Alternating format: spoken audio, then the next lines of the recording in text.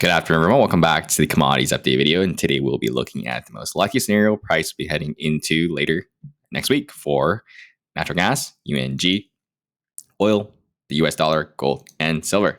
So if you guys got any questions, feel free to comment below. And if you guys learn anything today, feel free to like, share, and subscribe.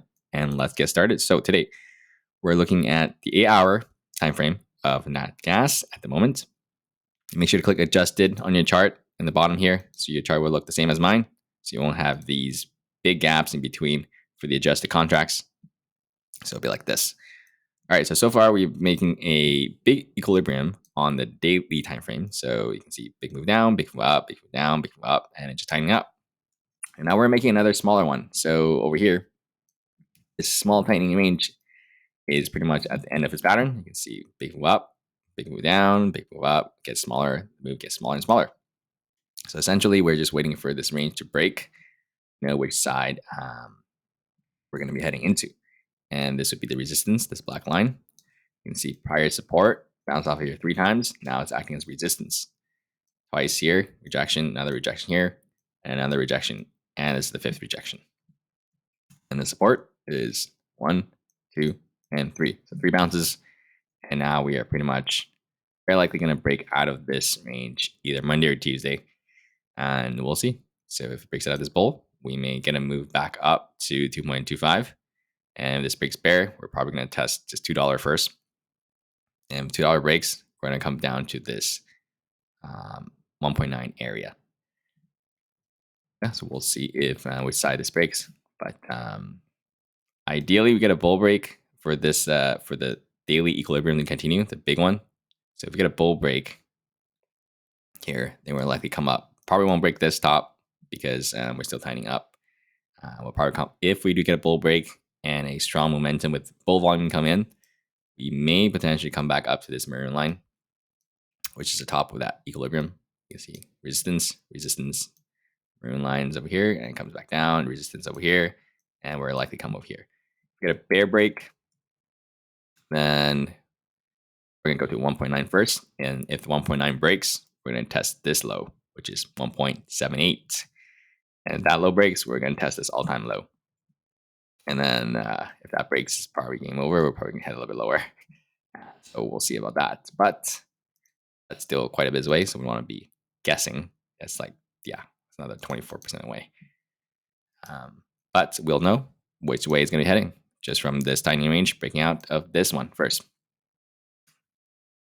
Right. Let me see on the daily. Nope, same thing. Tightening up on the daily charts. All right, let's take a look at UNG. So UNG is pretty much a tradable ticker for natural gas. And it's just doing a similar thing, tightening up. Although this is more so a falling wedge. So if net gas gets a bull break out of this and heads higher, UNG will break out of this bull as well for this falling wedge. And it's still not getting over the 8-hour EMA 12. It's a very clear resistance here. 8-hour time frame, exponential moving average 12. It's this tail looking line. You can see on the way up, it's acting as support. On the way down, it's acting as resistance.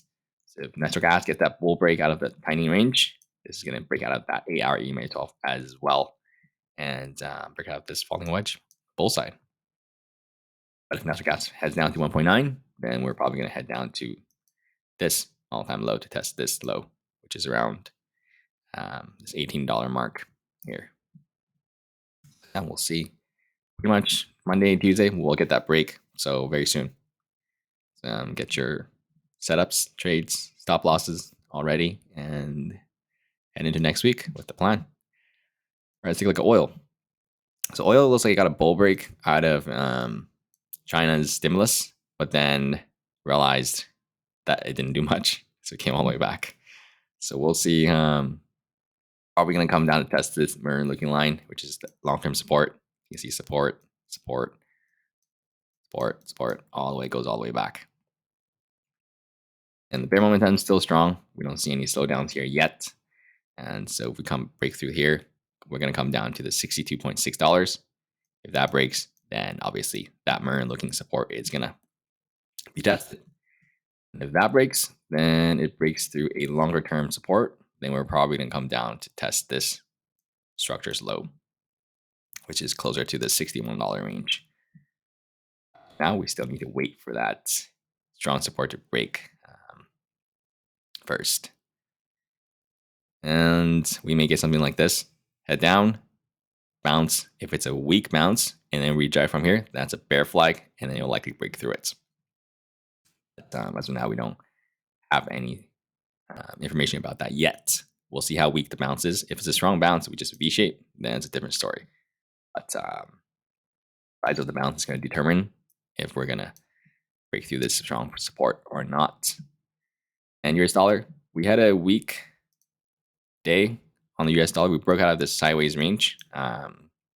We didn't break out sideways, but we had a weak day on this US dollar after Jerome Powell on FOMC.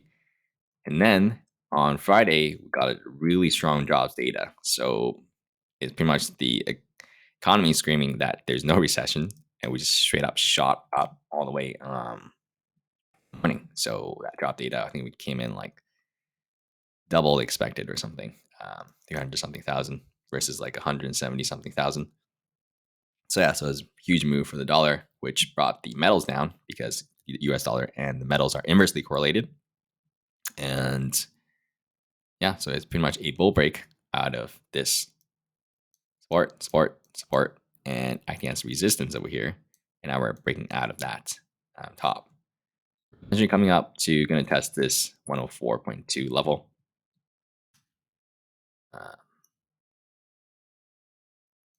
Around here, you can see all these triple top, another rejection here, which prior was support, now acting as resistance. So we can break above that. Then there's a little bit less resistance around this level. We'll probably come up to 105. We'll see. We need to break above this 104 first. If, let's say, we came back into this range, then that's a bull break, fake out, and lacking zero follow through. We come back to this range. If that happens, then we're probably going to break this 103 level if it was a fake out here. So we'll see next week if this is a bull break with continuation, breaking above 104, or a fake out that's going to come down to retest 103 and potentially head lower. Because if it's a fake out, the psychology of it, it's like, okay, bulls brought it up here. Nobody wants it. Now we're probably going to come back down and break this prior level to get more selling momentum.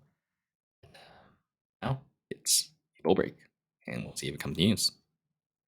So the gold, you can see the inverse correlation of the dollar. After that red day on the dollar here, you can see gold shot up because gold is more of a defensive asset. So if recession is not going to happen, based quote unquote based on the job data on Friday, then less people want gold because it's less of a it's more of a defensive asset. So you can see once the dollar shot up, you can see gold came all the way down here. No red flag yet though. We got a bull break out of this tiny range, which we have been looking at for a very long time. See bounce between here and here, all these rejections and supports.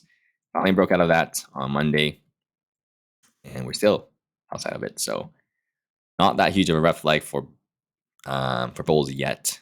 But if we do come back all the way down here to the bottom of this range and then breaks through that, then that was a bull break lacking follow through. And yeah, a lot of macro going on at the moment. So we'll have to see how the people digest the jobs data over the weekend, and Monday will give us the clue where what overall the macro is, what people think that job data was, and we'll get the price action from there. Silver, same thing, big move up on the dollar. Obviously, a big move down for silver. We broke out of this falling wedge bolt as well with gold to break out of that and lacking follow through. Now we're just back testing it. So if this back test holds this prior resistance, broke out of that, retest, back test, and bounce from there, and that's a good sign. So we'll see if, but we pretty much need the dollar to pull back as a fake out if this needs to bounce from this back test. So yeah, so pretty key for the dollar on Monday overall. On these, is it a fake out or just a one-time thing for that job data, or is it more of a trend overall? So if that's a one-time thing, then maybe it's a fake out and silver back test. succeeds and it heads higher. But if it's not, then it's going to come back down to here, a slower range. Of course, first it's going to test the 22.2, and then it's going to head down here. We'll see about that. All right, that's all I got for you guys for commodities. And feel free to like, share, and subscribe if you guys learn anything. And the Patreon link is below if you guys need any one-on-one coachings for how to trade stocks or how to anything, make a trading plan. And yeah, feel free to go to Patreon link or support the channel. I will see you guys early next week.